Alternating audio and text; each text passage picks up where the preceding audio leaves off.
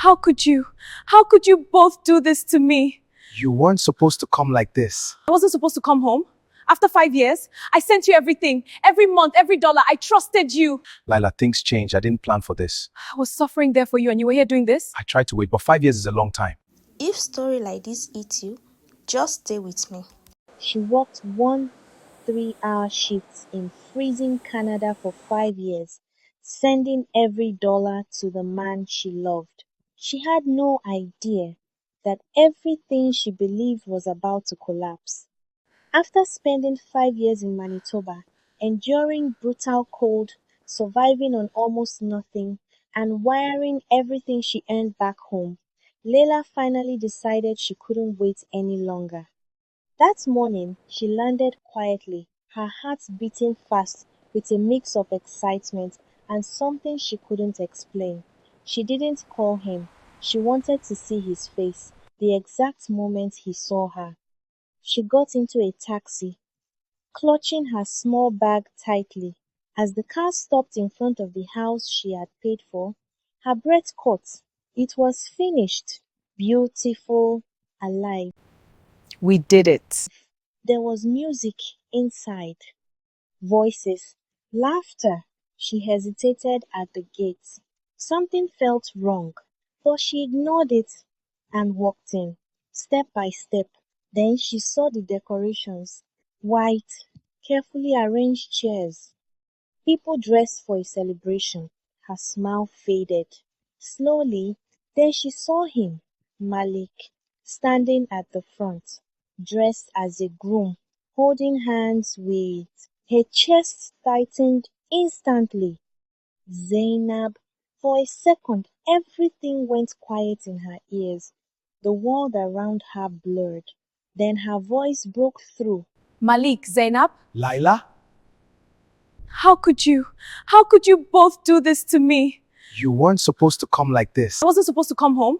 After 5 years, I sent you everything. Every month, every dollar. I trusted you. Lila, things changed. I didn't plan for this. I was suffering there for you and you were here doing this? I tried to wait, but 5 years is a long time. Besties, if you enjoyed this story, just tap like and subscribe. It's free. That was it. That was the moment something inside her gave way.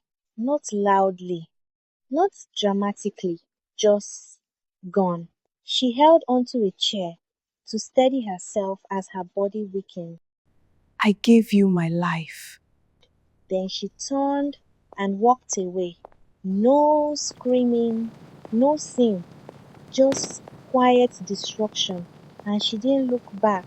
She returned to Canada the next day. The same factory, the same freezing air, the same long shifts. But something had changed. For the first time in 5 years, she stopped sending money. At first, it felt wrong, like she was breaking a habit her body had memorized. She bought a heater, sat in her room that night, staring at it as warm air filled the space. That same cold she had endured for years now felt different. She started eating properly, sleeping, saving, thinking. Slowly, she began to rebuild. Then one day, everything changed. It started like any other shift, until her supervisor called her aside. Someone left this for you. Said it's important. A law office? A lawyer? She almost ignored it, but something about it stayed with her. That night, she called. They asked her to come in, said it was important. Her chest tightened with unease. She barely slept. If you're still here, you've probably felt this story. Drop a like, share your thoughts in the comments, and share it with someone who needs to hear it. Days later, she sat across from a lawyer in a quiet office.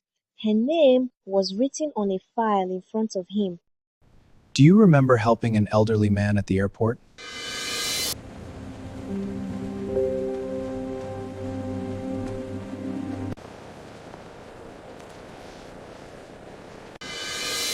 Yes. That man was Edward Collins. He passed away. Oh, And in his will, he left something behind for you. What do you mean? Everything. Everything? What does that mean exactly? His properties, his investments, his company holdings. Each word felt heavier than the last. Her heartbeats grew louder in her ears. Then he said it. The total value of the estate is approximately 150 million Canadian dollars. Silence, complete silence. Her past hit her all at once. The freezing mornings, the empty stomach, the wedding, the moment she stood alone. For a moment it felt like life was playing a cruel joke on her. Her hands trembled slightly on her lap, not from cold, from something she couldn't even name. Back in Kumasi, Malik's life slowly began to fall apart. His business failed, debt piled up, the bank moved in, Zainab left, and one day he called. Leila stared at the phone before answering. His voice was different, lower, uncertain. Laila, please, I made a mistake. Everything is falling apart. How much do you need? I need about 15 million to get myself back on track. Please, I really need your help. I don't have anyone else. No, I don't owe you anything. You took everything I gave and still chose to break me. I won't fix this for you. Her voice didn't shake. Then she ended the call.